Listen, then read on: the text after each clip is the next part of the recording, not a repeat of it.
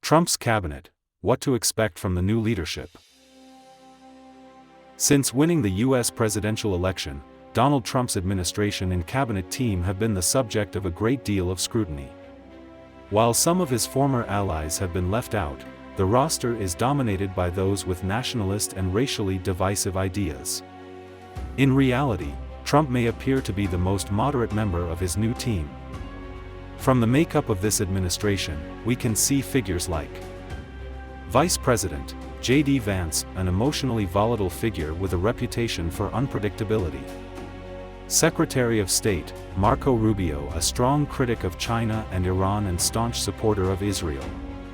Secretary of Defense Pete Hegseth lacks any government experience and known for sporting tattoos inspired by the Crusades. This appointee has a documented history of Islamophobic rhetoric, perceiving Islam not only as a cultural threat but as a strategic tool of Western dominance.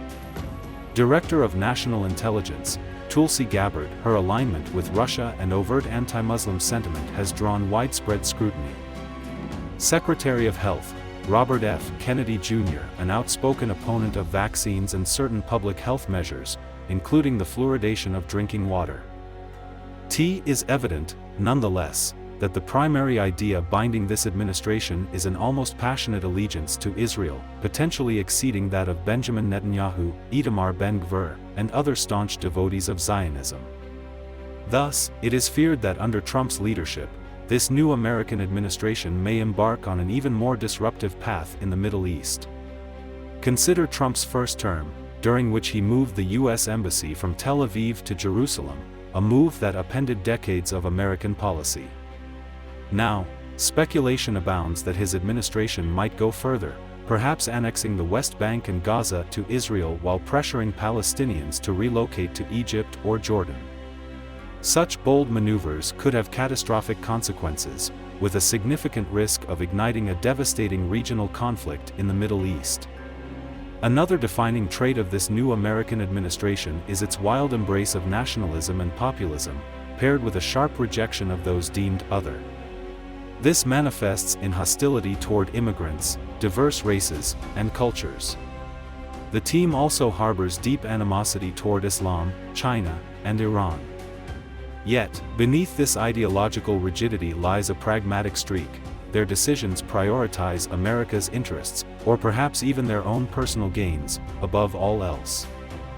In pursuit of these goals, the administration exhibits a willingness to act decisively, even recklessly, breaking established norms or provoking conflicts if necessary. This raises profound concerns about the judgment and future actions of Trump's team.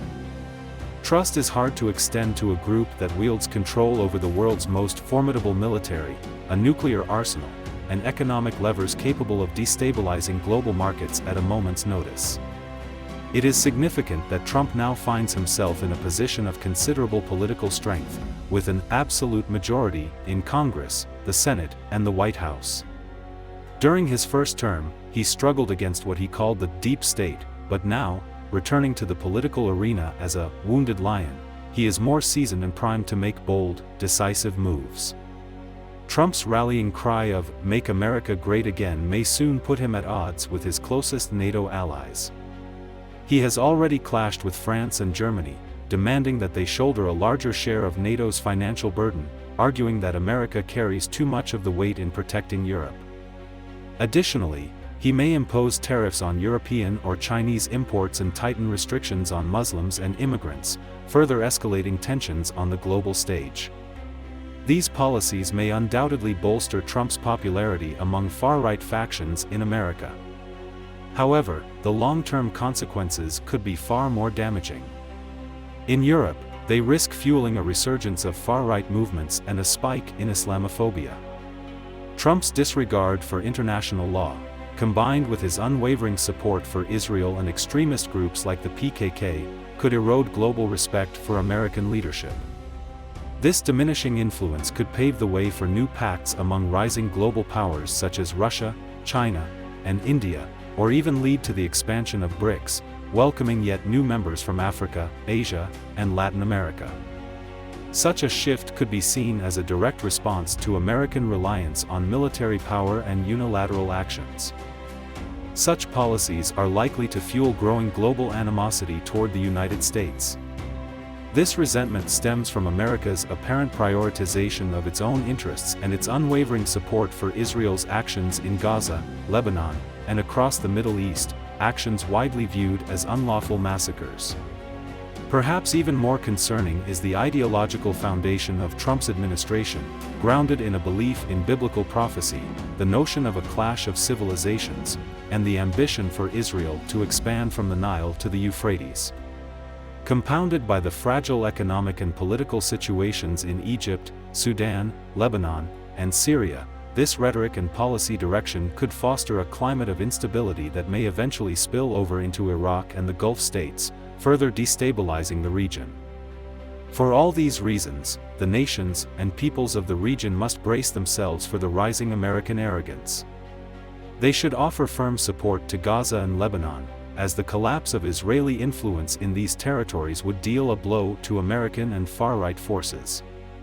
Such a shift would help prevent further expansion into other areas, such as Syria and Lebanon, and could even stave off the complete occupation of Palestine, as well as the potential demolition of the Al-Aqsa Mosque in favor of constructing a symbolic temple. The path forward lies in uniting the internal fronts of regional countries and rapidly advancing their military capabilities, free from reliance on the West. This can only be achieved by strengthening domestic defense industries, which remain the only viable means of resisting such aggressive forces.